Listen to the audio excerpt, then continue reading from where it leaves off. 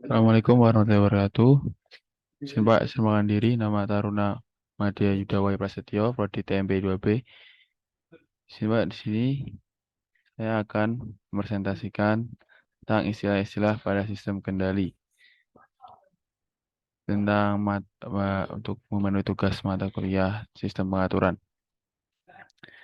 Sistem kendali atau sistem kontrol adalah suatu sistem yang menghasilkan nilai tertentu sebagai keluarannya melalui pengendalian ataupun pengubahan ketentuan dari masukan sistem. Bentuk dasar dari suatu sistem kendali ada dua jenis, yaitu sistem kalang terbuka atau sistem loop terbuka dan sistem kalang tertutup atau loop tertutup. Istilah-istilah yang pertama adalah satu masukan atau input. Masukan atau input adalah rangsangan dari luar yang diterapkan ke sebuah sistem kendali untuk memperoleh tanggapan tertentu. Dari sistem pengaturan, input juga sering disebut respon keluaran yang diharapkan. Dan yang kedua ada istilah keluaran atau output. Keluaran atau output adalah tanggapan sebenarnya yang didapatkan dari suatu sistem kendali. Yang ketiga ada plan, perangkat, peralatan atau objek fisik di mana variabel prosesnya akan dikendalikan, misalnya pabrik, reaktor nuklir, mobil, sepeda motor, pesawat terbang, pesawat tempur, kapal laut, kapal selam, mesin cuci, mesin pendingin, dan penukar kalor, bejana tekan, ataupun robot dan sebagainya. Plan ini disebarkan sebagai uh, objek yang akan diterapkan. Yang keempat ada proses. Berlangsungnya operasi pengendalian suatu variabel proses, misalnya proses kimiawi, fisika, biologi, ekonomi, dan sebagainya. Yang kelima ada sistem. Kombinasi atau kumpulan dari berbagai komponen yang bekerja secara bersama-sama untuk mencapai tujuan tertentu. Dan yang keenam adalah diagram blok. Diagram blok ini sering dilihat kalau kita membuat program ya. Diagram blok ini adalah bentuk kotak persegi panjang yang digunakan untuk mempresentasikan model matematika dari sistem fisik. Fungsi alih perbandingan antara keluaran atau output terhadap masukan atau input suatu sistem pengendalian. Suatu misal fungsi alih sistem pengendalian loop terbuka dapat dicari dengan membandingkan antara output terhadap input. Demikian pula fungsi alih pada sistem pengendalian loop. Yang ke-8 ada sistem pengendalian umpan maju. Apa sih itu? Sistem kendali ini disebut juga sistem pengendalian loop terbuka. Pada sistem ini, output tidak ikut andil dalam aksi pengendalian. Di sini kerja controller tidak bisa dipengaruhi oleh input referensi. Dan sebenarnya ada sistem pengendalian umpan balik atau feedback. Istilah ini sering disebut juga sistem pengendalian loop tertutup. Dalam jenis ini ada suatu sistem pengaturan di mana sistem keluaran pengendalian ikut andil dalam aksi kendali. Contoh yang paling umum dari sistem pengendalian umpan balik adalah sistem termostat alat pendingin atau alat pendingin. Ini apa gambaran dari sistem pengendalian umpan balik. Controller ke proses, itu output diolah kembali jadi elemen feedback di sini. Yang ke-10 ada sistem pengendalian manual. Sistem pengendalian manual di mana faktor manusia sangat dominan dalam aksi pengendaliannya. Yang peran manusia sangat dominan dalam menjalankan perintah sehingga hasil pengendalian akan dipengaruhi pelakunya. Pada sistem kendali manual ini juga termasuk dalam kategori sistem kendali jarak tertutup. Contohnya seperti ini, gambar ini. Tangan ini berfungsi untuk mengatur permukaan fluida dalam tangki. Permukaan fluida dalam tangki bertindak sebagai masuk input. Ini input. Sedangkan penglihatan bertindak sebagai sensor. Penglihatan ini sebagai sensor. Jadi ketika orang operator ini, sensor atau matanya kan melihat sebagai sensor, melihat fluida ini sudah mencapai batas yang diinginkan, maka tangan ini berfungsi untuk mengatur permukaan. Jadi memberhentikan ini supaya dia cukup. Dan kemudian bertindak untuk membuka atau menutup kartu sebagai aktuator guna mempertahankan keadaan permukaan yang diinginkan. Yang ke-11 ada sistem pengendalian otomatis. Sistem pengendalian di mana faktor manusia tidak dominan dalam hasil pengendalian yang dilakukan pada sistem tersebut. Peran manusia digantikan oleh sistem kontrol yang telah diprogram secara otomatis sesuai fungsinya, sehingga bisa memerankan seperti yang dilakukan manusia.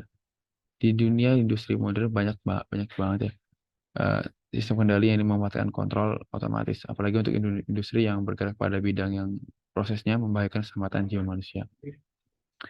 Ini contohnya ada katup pneumatik, controller di sini yang mengatur jalannya otomatis dan aliran masuk sebagai input tadi. Ketika sensor ini sudah mencapai mencapai keinginan yang dicukupkan, jadi katup pneumatik ini akan menutup jalur di sini, jalur air masuk untuk menjaga apa yang ketentuan yang diinginkan. Yang ke-12 ada variabel terkendali. Besaran atau variabel yang dikendalikan biasanya besaran ini dalam diagram kotak disebut proses atau proses variabel atau PV. Level fluida pada bejana pada gambar ini 2,4 sama dengan tadi merupakan variabel terkendali dari proses pengendalian.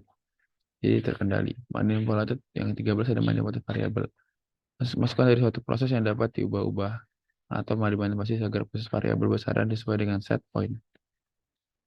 Atau set point itu atau sinyal yang diumumkan pada suatu sistem kendali yang digunakan sebagai acuan untuk menentukan keluaran sistem kontrol. Masukan proses pada gambar 2 ini adalah laju aliran fluida yang keluar dari bejana. Sedangkan masukan proses dari gambar 2,5 ini otomatis adalah laju aliran fluida yang masuk menuju bejana. Laju aliran diatur dengan menggunakan bukaan katup. Yang selanjutnya adalah istilah servo mekanisme. Sistem servo mekanisme ini adalah sistem pengendalian di mana keluarnya outputnya berupa besaran-besaran mekanik seperti percepatan, kecepatan, posisi, torsi, putaran, dan sebagainya. Besaran-besaran ini yang sebaiknya dimengerti dan dipahami bagi engineer sehingga mengetahui bagaimana sistem kendali akan diaplikasikan. Ke-15 ada sistem pengendalian digital. Dalam sistem pengendalian otomatis terdapat komponen-komponen utama seperti elemen proses, elemen pengukuran atau sensing elemen dan transmitter, elemen controller atau control unit, dan final control element atau control value. Ini contoh jalannya dari sistem pengendalian digital. Dan selanjutnya ada yang ke-16 adalah istilah gangguan atau disturbance. Suatu sinyal yang mempunyai kecenderungan untuk memberikan efek yang melawan terhadap keluaran sistem pengendalian. Besar ini juga lazim disebut load. Jadi error, gangguan, jadi dia bisa loading seperti yang biasa kita alami ketika ada gangguan sinyal. Ada sensing elemen atau yang biasa kita ini ada sensor. Bagian paling ujung suatu sistem pengukuran atau measuring system atau sering disebut sensor.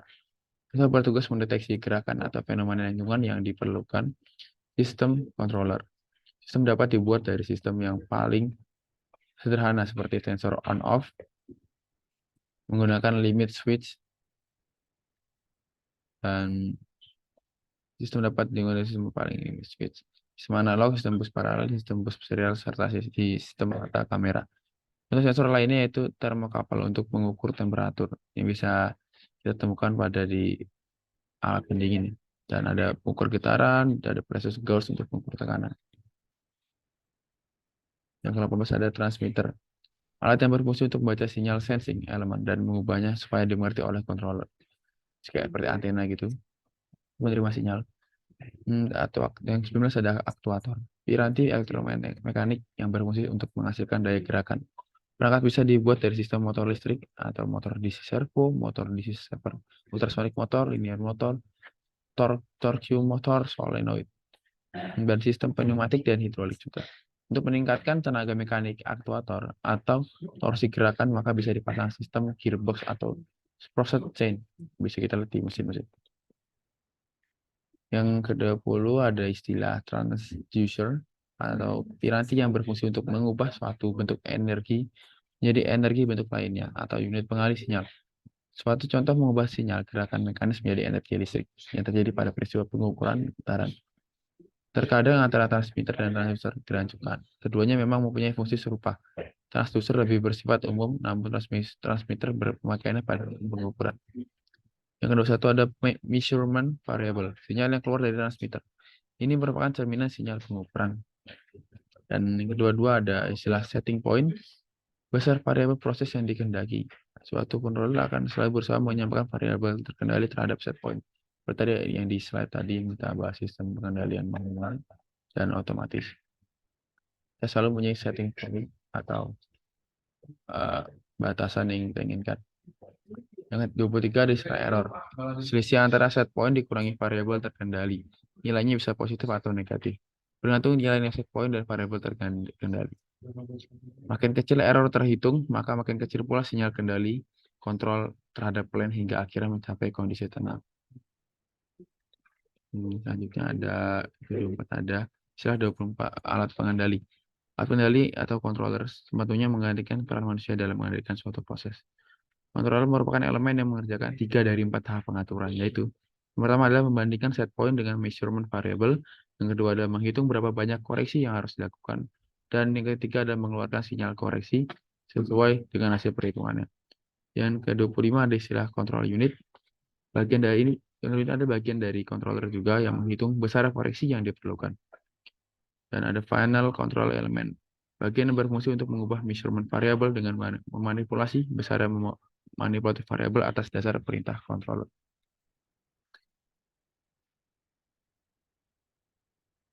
Bisa ada yang ke-27 ada namanya sistem pengendalian kontinu. Sistem pengendalian yang berjalan secara kontinu. Pada setiap saat respon sistem selalu ada. Pada gambar 2,7 ini, sinyal ET yang masuk ke kontrol dan sinyal MT yang keluar dari kontrol ada sinyal kontinu. Yang kedua, delapan sistem pengendalian adaptif. Sistem pengendalian yang mempunyai kemampuan untuk beradaptasi dengan perubahan lingkungan di sekitarnya. 29 ada sistem pengendalian diskrit. Sistem pengendalian yang berjalan secara diskrit atau digital. Proses pengendalian tidak berjalan pada setiap saat. Hanya pada waktu-waktu tertentu saja. Pada gambar 2, ini, sinyal ET yang masuk ke controller dan sinyal MT yang keluar dari controller ada sinyal digital. Ya, sinyal digital.